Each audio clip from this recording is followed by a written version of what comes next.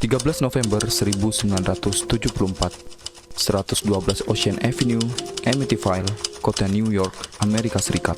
Seorang pemuda yang kerap disapa Butch masuk ke dalam rumah keluarga DeVio dengan membawa senjata api berupa Marlin kaliber 35. Butch pun masuk ke dalam kamar si pemilik rumah, yaitu Ronald DeVio Sr.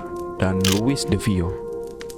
Tanpa berpikir panjang, Butch pun langsung mengarahkan satu tembakan tepat menembus ginjal DeVio, dan satu peluru lagi tepat menembus lehernya hingga menewaskan Ronald DeVio Sr. seketika. Louis sang istri pun terbangun, tapi tanpa sempat bergerak. Ia pun langsung dihujani dua tembakan berturut-turut tepat mengenai dada bagian atasnya, hingga Louis langsung meninggal di tempat. Tidak cukup sampai di sini, Butch pun melakukan juga aksinya dengan membunuh semua anak-anak yang ada pada keluarga itu. Dawn yang berumur 18 tahun dan Allison yang masih berusia 13 tahun ditembak di tempat dalam posisi tertidur. Semuanya mati setelah satu peluru masing-masing menghujani kepala mereka. Dua anak lainnya, yaitu Mark yang berusia 12 tahun dan John Matthew yang masih berusia 9 tahun, ikut menjadi korban pembunuhan ini.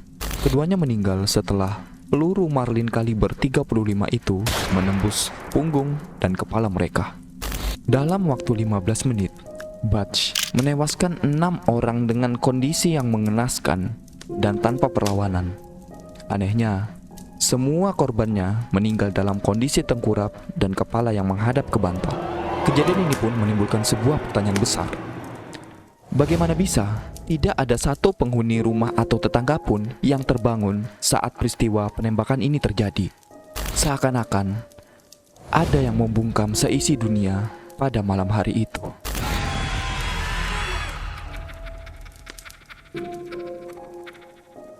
Di dalam keluarga itu terdapat anak yang paling tua bernama Ronald DeVio Jr. Ron, sepulangnya bekerja dari perusahaan mobil milik keluarganya, dikejutkan dengan rumah yang sudah berantakan dan penuh darah, dan tidak ada satu orang pun dari orang tua dan juga adik-adiknya yang tersisa. Ia pun bergegas untuk memanggil teman-teman agar dapat membantunya, dan juga mereka menghubungi polisi agar kasus ini bisa segera diselidiki. Kepada pihak kepolisian, Ron ini mengatakan kalau rumahnya itu bisa jadi diserang oleh sekelompok mafia karena perusahaan mobil milik keluarganya itu bekerja sama dengan kelompok mafia di Brooklyn, Amerika Serikat. Atas keterangan dan pengakuan Ron tersebut, pihak kepolisian melakukan investigasi secara mendalam. Hingga akhirnya polisi menemukan fakta yang sangat mengejutkan. Dalam kurun waktu 24 jam, pembunuh yang berinisial Butch ini pun berhasil ditangkap. Ketika diinterogasi oleh pihak polisi, Butch berkata, "Di saat aku memulai pembunuhan itu, aku tidak bisa berhenti lagi. Seakan-akan aku harus terus melakukannya. Dan semua itu berjalan begitu cepat." Butch ini adalah nama panggilan yang dari dulu disematkan kepada seseorang yang bernama lengkap Ronald DeVio Jr. Ron adalah pelaku tunggal pembunuhan keluarganya, orang tuanya, adik-adiknya di dalam rumahnya sendiri. Dalam pengakuannya, Ron mengatakan kalau ia terbangun oleh bayangan hitam besar yang tepat berada di sebelah kasurnya, yang memerintahkan Ron untuk membunuh seluruh anggota keluarganya pada malam hari itu. Ron pun seakan tidak bisa mengelak atas perintah tersebut, sehingga ia langsung diarahkan untuk mengambil senjata api Marlin kaliber 35 milik ayahnya. Yang membuat polisi ini menjadi kebingungan adalah bagaimana bisa suara tembakan dari Ron yang berjumlah 8 kali itu tidak membangunkan seorang penghuni rumah atau tetangga pun di area sekitar. Padahal Marlin kaliber 35 yang digunakan Ron untuk melakukan aksinya tidak menggunakan peredam sama sekali. Sehingga polisi pun melakukan pengetesan untuk menembakkan satu buah peluru dari dalam rumah. Dan yang mengejutkan adalah suara tembakan itu terdengar hingga 1 kilometer jauhnya dari lokasi penembakan atau di dalam rumah Ron. Keanehan lainnya yang menjadi pertanyaan itu adalah bagaimana bisa semua korban-korban yang telah tewas ini berada dalam posisi yang sama, yaitu dalam keadaan posisi tengkurap dan muka menghadap ke arah bantal. Polisi bertanya kepada Ron, "Apakah kamu membius atau meracuni anggota keluargamu sebelum membunuhnya?" Ron menjawab tidak. Polisi pun bertanya lagi, Apakah kamu mengubah posisi-posisi mayat itu setelah melakukan penembakan? Ron menjawab tidak. Sehingga polisi pun tidak percaya dengan pengakuan Ron dan melakukan olah TKP ulang di tempat tersebut. Dan hasilnya adalah Ron tidak berbohong atas apa yang ia sampaikan. Hasil otopsi menunjukkan kalau memang tidak ada obat bius dan racun yang masuk ke dalam tubuh para korban. Dan juga hasil olah TKP menunjukkan kalau Ron memang tidak mengubah mayat-mayat ini setelah proses pembunuhan itu terjadi. Polisi pun mencoba menanyakan keanehan-keanehan lainnya, yaitu soal bayangan hitam. Soal bayangan hitam itu pun polisi ini menganggap kalau Ron itu sedang berdelusi. Tahu, ia tidak bisa membedakan antara khayalan dan juga kenyataan. Sehingga polisi pun melakukan tes kejiwaan kepada Ron. Dan hasilnya pun adalah Ron ini bukanlah orang gila. Ron sangat yakin apa yang ia lihat dan apa yang memerintahkannya itu adalah kejadian yang sangat nyata. Jadi, gimana menurut kalian? Apakah memang semua ini terjadi secara kebetulan? Atau bayangan hitam itulah yang membuat semua ini bisa terjadi? Akan tetapi, para jaksa di pengadilan ini pun berpikir secara rasional. Mereka menemukan bukti-bukti baru kalau Ron memang memiliki masalah dengan keluarganya sedari dulu. Ia juga pernah bercerita ke temannya kalau ia berniat untuk menghabisi seluruh anggota keluarganya, terutama orang tuanya, agar dapat mencairkan asuransi mereka. Hasil pemeriksaan psikiater pun mengungkap kalau Ron sebenarnya tahu perbuatannya itu salah, dan ia melakukan itu dengan kesadaran penuh. Ron juga melakukan semua pembunuhan ini bukan karena kegilaan sesaat, tapi memang semua tindakan ini dilakukan atas dasar perencanaan Ron itu sendiri. Nah, pada tanggal 21 November 1975, Ron pun dinyatakan bersalah atas 6 tuduhan pembunuhan tingkat 2, dan ia dijatuhi hukuman 6 kali hukuman seumur hidup di Grand Haven Correctional Facility, kota New York, Amerika Serikat. Gimana? Apakah cerita rumah Amityville horror ini pun berakhir? Tentu tidak. Cerita selanjutnya ini jauh lebih mencekam dan jauh lebih horor lagi. Bukan tentang kasus soal pembunuhan, melainkan ini tentang makhluk halus yang menghantui penghuni rumah itu selanjutnya.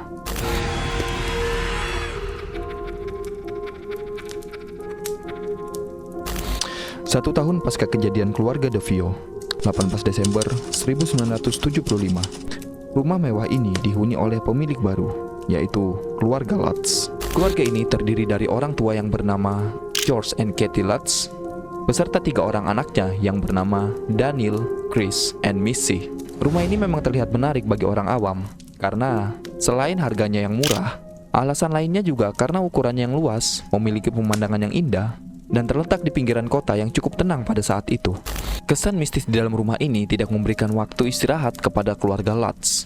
Di hari pertama keluarga itu pindah, George tiba-tiba terbangun karena suhu ruangan yang mendadak berubah menjadi dingin. Padahal kondisi penghangat rumahnya itu bekerja dengan baik. Di saat dia terbangun, ia mendengarkan ada suara langkah kaki besar ke arah tangga yang menuju ke lantai 2. Saat George naik ke lantai 2, ia tidak menemukan apa-apa di atas sana. Di saat George mengecek lantai 2 rumahnya, Kathy pun terbangun. Ia melihat di balik jendela itu ada sosok bayangan hitam yang sedang menatap ke arahnya, seakan-akan mengawasi mereka dalam tidurnya. Bayangan itu pun langsung pergi dengan cepat. Dan seketika, pintu-pintu yang ada di dalam rumah itu pun terdobrak dengan sendirinya. Kejadian pada malam itu seakan memberikan tanda kepada keluarga Lutz kalau mereka tidak akan pernah hidup tenang di dalam rumah itu. Pada hari-hari selanjutnya, George tiba-tiba terbangun pada tengah malam, dan ia mendengarkan ada suara ketukan di atas plafon dan juga suara ketukan di balik dinding rumahnya.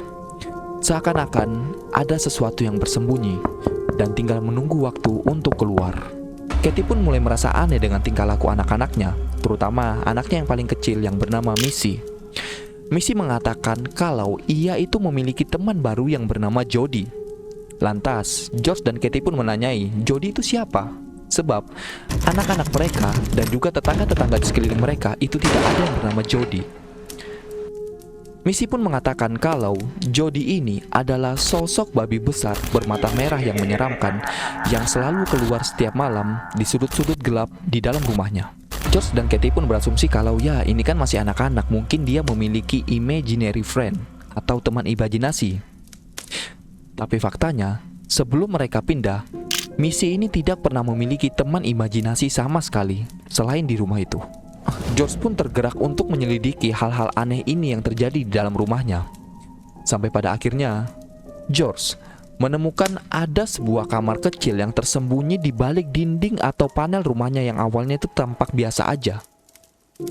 Mereka juga nggak tahu kalau ada ruangan itu di dalam rumahnya. Ruangan itu sangat sempit dan tidak terawat. Dinding-dinding yang kotor, ruangan yang lembab, serta bau apek yang sangat menyengat. Ini semua menandakan kalau kamar ini itu tidak pernah dimasuki oleh orang dalam waktu yang lama dan juga tidak pernah terkena cahaya matahari ataupun udara segar. Fenomena-fenomena ini pun mulai mengendalikan pikiran mereka. Tubuh mereka yang sudah lelah, jiwa mereka yang sudah rapuh, akan tetapi rumah itu seakan-akan memberikan obsesi kepada mereka untuk tetap tinggal di dalam sana. Pada minggu ketiga mereka menempati rumah itu, mereka pun memutuskan untuk memanggil seorang pendeta bernama Rod Johnson untuk memberikan doa-doa dan juga pertolongan. Tapi saat ia masuk ke dalam rumah itu, ia merasakan ada hawa negatif yang sangat kuat yang menyambutnya. Suara bisikan yang keluar dari sekeliling rumah, dan juga setiap langkah si pendeta ini itu diikuti oleh suara langkah besar di setiap pergerakannya. Lantas, pendeta ini pun tidak lama pergi setelah sesuatu berbisik dengan kencang di telinganya dengan mengatakan, "Get out!" Keluarga Lutz pun sudah mulai cemas dan tidak memiliki harapan lagi untuk tinggal di dalamnya. Hingga pada malam ke-28, puncak dari energi mistis ini pun terjadi. Suhu di rumah itu mendadak menjadi dingin, seolah pemanas di rumah mereka itu tidak mampu lagi berbuat apa-apa. Tiba-tiba suara pintu belakang terhempas dengan sendirinya, berderit keras, memecah keheningan malam. Katie terbangun.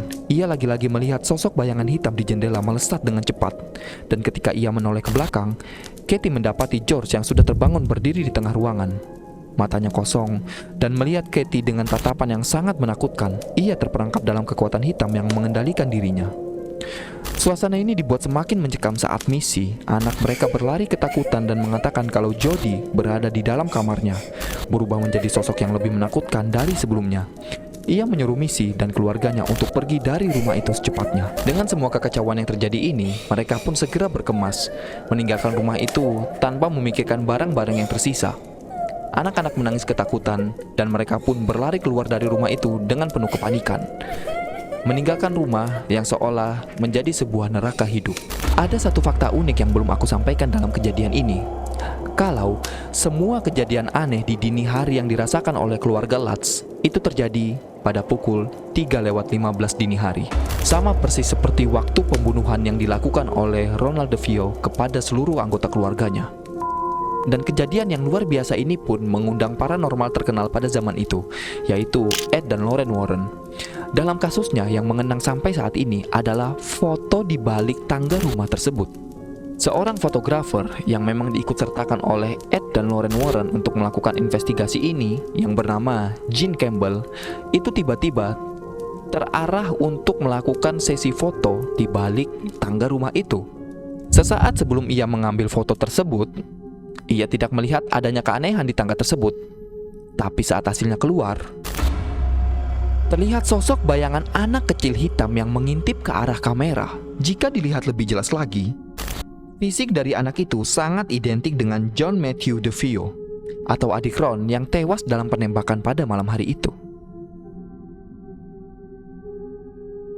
Rumah itu sampai sekarang masih menjadi misteri. Sebagian orang percaya, tapi sebagian orang lagi skeptis dengan kejadian ini. Tapi yang jelas, rumah itu sampai sekarang masih menunggu orang yang cukup berani untuk masuk dan cukup bodoh untuk tidak keluar.